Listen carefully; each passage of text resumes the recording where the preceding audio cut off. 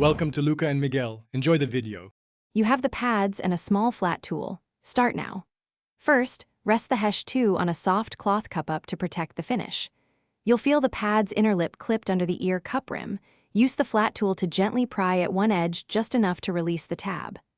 Once one side pops free, continue around the circumference with short, careful motions until the entire pad detaches from the hoop.